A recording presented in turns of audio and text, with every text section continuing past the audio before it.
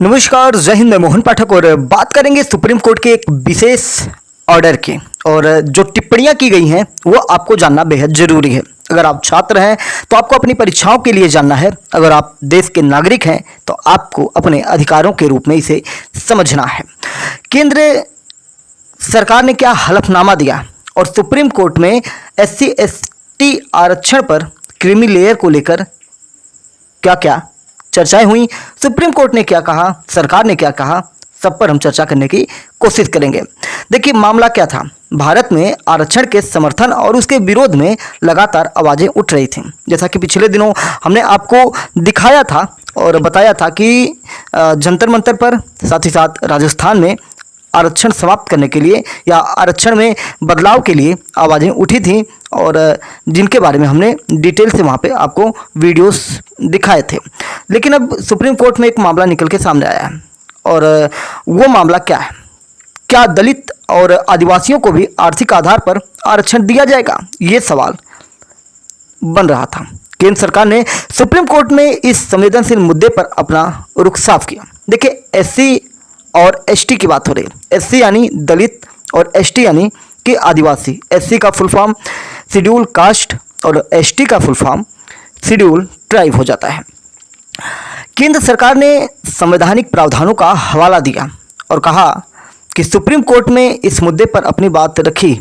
केंद्र सरकार ने सुप्रीम कोर्ट में स्पष्ट कहा कि अनुसूचित जाति SC, अनुसूचित जनजाति ST और अन्य पिछड़ा वर्ग OBC को दिए जा रहे आरक्षण में केवल आय के आधार पर बदलाव नहीं किया जा सकता। सरकार ने शीर्ष अदालत में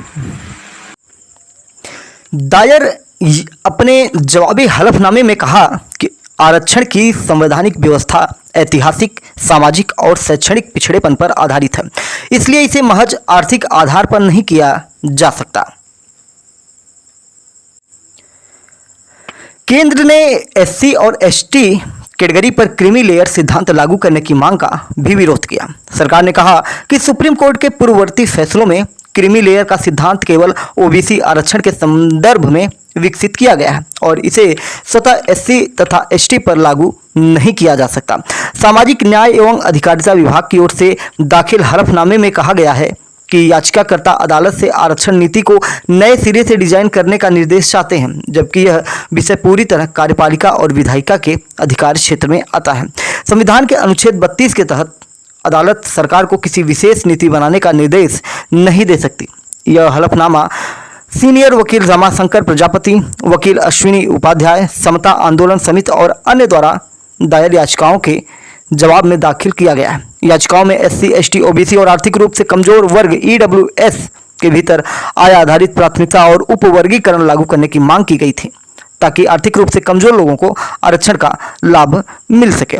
केंद्र ने स्पष्ट किया कि संविधान के अनुच्छेद 341, 342 और 342A के तहत नोटिफाइड SC, ST और सामाजिक एवं शैक्षणिक रूप से पिछड़े वर्गों की सूची को केवल आय के आधार पर बदला नहीं जा सकता। इन वर्गों की पहचान जाति, जनजाति, सामाजिक भेदभाव आदि के आधार पर की गई है, न कि केवल आर्थिक स्थिति के आधार पर। सरकार ने अपने हलफनामे में कहा कि इन वर्गों की पहचान की प्रक्रिया संविधान के प्रावधानों, काका कालिकर और मंडल आयोग जैसी समितियों की सिफारिशों, संसद द्वारा बनाए गए कानूनों और न्यायालयों के फैसलों के आधार पर विकसित हुई है। आर्थिक पिछड़ापन एक प्रासंगिक कारण हो सकता है, लेकिन विशेष रूप से SC और ST के मामलों में यह अकेला आधार नहीं है, क्योंकि इस समुदाय का आरक्षण सदियों से चले आ रहे भेदभाव, छुआछूत, सामाजिक बहिष्कार और भौगोलिक अलगाव को ध्यान में रखकर दिया गया। यानी कि सरकार का ये कहना है कि जो आरक्षण दिया गया है, ये आरक्षण सिर्फ पैसों से बात नहीं बनने वाली है। यहाँ उनके अधिकार या उनके साथ समाज में होने वाले भेदभाव इत्यादि चीज़ों को इतनी आसानी से नहीं निपटाया जा सकता, इतनी आसानी से नहीं खत्म किया जाता है। यानी कि SC, ST आरक्षण आर्थिक नहीं बल्कि सामाजिक भेदभाव और ऐतिहासिक अन्याय की भरपाई के लिए है। बेहतर आय होने से यह भेदभाव खत्म नहीं हो जाता है। यानी कि कहने का मतलब है कि लोगों को ज़्यादा अगर कहा जाए कि जो आरक्षण में व्यवस्थाएं की गई हैं उसमें जो उनको पैसा मिलता है उससे उन्हें सामाजिक न्याय नहीं मिल पाता है। अगर हम क्रीमी लेयर और इससे जुड़े नियमों की बात करें तो क्रीमी लेयर OBC के आर्थिक और सामाजिक रूप से संपन्न परिवारों को कहा जाता है जिन्हें आरक्षण का लाभ नहीं मिला। इसका मकसद यह सुनिश्चित करना है कि आरक्षण का फायदा वास्तव में जरूरतमंद और पिछड़े लोगों तक पहुंचे। 1992 में सुप्रीम कोर्ट ने इंदिरा साहनी जो मंडल आयोग था उसमें मामले में पहली बार क्रीमी लेयर का सिद्धांत लागू किया था। इस फैसले के बाद ओबीसी के संपन्न वर्ग को सरकारी नौकरियों और शैक्षणिक संस्थानों में आरक्षण से बाहर कर दिया गया। एससी और एसटी के लिए फिलहाल क्रीमी लेयर का नियम लागू नहीं है। केंद्र सरकार ने सुप्रीम कोर्ट में भी यही रुख दोहराया है। केंद्र के मुताबिक एससी एसटी आरक्षण सामाजिक और ऐतिहासिक भेदभाव पर आधारित है, केवल आर्थिक स्थिति पर नहीं। और इसीलिए केंद्र सरकार के द्वारा ये कहा जा रहा है कि जो समाज में ऊंच नीच भेदभाव की बातें हैं उनको सिर्फ आर्थिक स्थिति बदल जाने से ठीक नहीं किया जा सकता है। एससी एसटी की सूची में किसी भी तरह का बदलाव करने का अधिकार सिर्फ भारत के संसद के पास है, सुप्रीम कोर्ट के पास नहीं है। आपको बता दें कि सुप्रीम कोर्ट ने पिछले साल 11 अगस्त को रमाशंकर प्रजापति और अन्य की जनहित याचिकाएं जो थीं, जिनके बारे में हमने भी बताया, राज्य सरकारों को नोटिस जारी किया था। और याचिका में कहा गया था कि अगर किसी एससी एसटी परिवार का सदस्य पहले ही संवैधानिक या वरिष्ठ सरकारी पद हासिल कर चुका है तो उसके बच्चों को आरक्षण का लाभ नहीं मिलना चाहिए। इससे आरक्षण का फायदा आर्थिक रूप से कमजोर और जरूरतमंद लोगों तक ज्यादा समान रूप से पहुंच सकेगा। याचिकाकर्ताओं ने आर्थिक रूप से कमजोर लोगों को उप श्रेणी बनाकर उन्हें प्रवेश और सरकारी नौकरियों में प्राथमिकता देने की भी मांग की थी। केंद्र ने 4 फैसलों का इसमें हवाला भी दिया है कि एससी एसटी आरक्षण में क्रीमी लेयर का जो मामला है। ईवी चिनैया बनाम आंध्र प्रदेश जो 2005 में था, इसमें एससी श्रेणी में किसी तरह का वर्गीकरण या बदलाव सिर्फ संसद कानून बनाकर कर सकती है, अदालत या राज्य सरकार ऐसा नहीं कर सकती है, ऐसा कहा गया। वहीं 1992 में एक जो आपका फैसला था, इसमें देखा जाए तो इंदिरा साहनी बनाम भारत संघ था। इसमें सुप्रीम कोर्ट ने पहली बार ओबीसी आरक्षण में क्रीमी लेयर का सिद्धांत लागू किया। यह फैसला एससी एसटी आरक्षण पर नहीं था।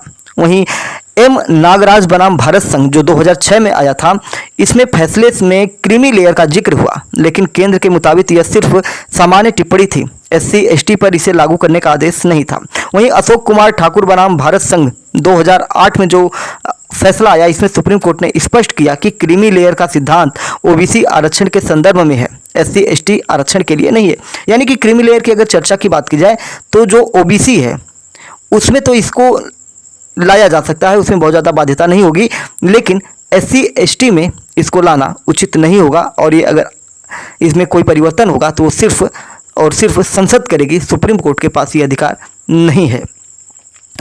यही केंद्र सरकार ने यह भी कहा कि एससी एसटी और एसईबीसी के लिए चलाई जा रही अधिकांश कल्याणकारी योजनाओं में पहले से आय सीमा लागू है ताकि योजनाओं का लाभ जरूरतमंद लोगों तक पहुंचे। सरकार ने यह भी कहा कि याचिकाकर्ताओं ने यह स्पष्ट नहीं किया कि किन योजनाओं में बदलाव की जरूरत है और इससे गरीबी रेखा से नीचे यानी कि जो बीपीएल कार्ड धारक हैं रहने वाले लोगों को कैसे फायदा होगा। यानी कि सरकार ये इनको कहीं ना कहीं एक तरीके से ऑप्शन भी दे रही है कि आप भाई अगर चाहते हैं कि आरक्षण में बदलाव किया जाए या क्रीमी लेयर या जो भी आप ये स्पष्ट करिए कि आप किन किन योजनाओं में इसकी बदलाव में अपना जो इनमें है डिफरेंसेस करना चाहते हैं। पहले डिफरेंस आप सरकार को बताइए, फिर सरकार इस पर विचार करेगी।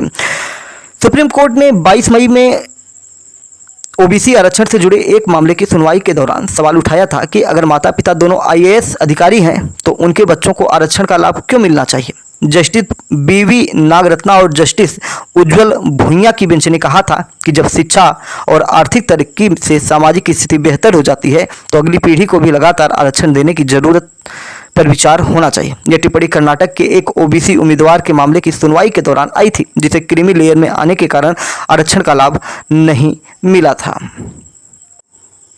स्पष्ट रूप से केंद्र सरकार ने इन सभी याचिकाओं को भ्रामक बताया। सरकार के मुताबिक एससी एसटी और ईबीसी के कल्याण से जुड़ी अधिकांश योजनाओं में सरकारी नौकरियों और शैक्षणिक संस्थानों में आरक्षण को छोड़कर आय आधारित पात्रता जिसे मेंस टेस्ट कहते हैं पहले से लागू है ताकि लाभ वास्तविक जरूरतमंदों तक पहुंच सके। सुप्रीम कोर्ट ने इन सारी चीज़ों को अब एक तरीके से देखा जाए तो सरकार ने जो हलफनामा दायर कर दिया है उससे कहीं ना कहीं सुप्रीम कोर्ट अब बच जाएगी, उसके ऊपर बहुत ज़्यादा दबाव नहीं बनेगा क्योंकि सारा मामला कहाँ जाएगा, संसद में चला जाएगा। सुप्रीम कोर्ट ने कहा कि लोकतांत्रिक सिद्धांत सिर्फ संस्थाओं तक ही सीमित नहीं रहने चाहिए, राजनीतिक दलों को भी इनका पालन करना चाहिए। शीर्ष अदालत ने यह टिप्पणी शिवसेना के बदले हुए संविधान पर सवाल उठाते हुए की। अदालत ने कहा कि ऐसा लगता है कि पार्टी को असल में एक व्यक्ति का संगठन बना दिया गया, यानी कि जो शिवसेना विवाद था पार्टी को एक आदमी का संगठन बनाया गया था, इस पर सुप्रीम कोर्ट ने अपनी टिप्पणियां दी थी, क्योंकि सभी को भाई उसमें होना चाहिए। सीजेआई जस्टिस सूर्यकांत की 3 सदस्यीय पीठ उद्धव ठाकरे गुट की उन याचिकाओं पर अंतिम सुनवाई कर रही थी जिनमें चुनाव आयोग के उस फैसले को चुनौती दी गई थी जिसमें एकनाथ शिंदे गुट को असली शिवसेना माना गया।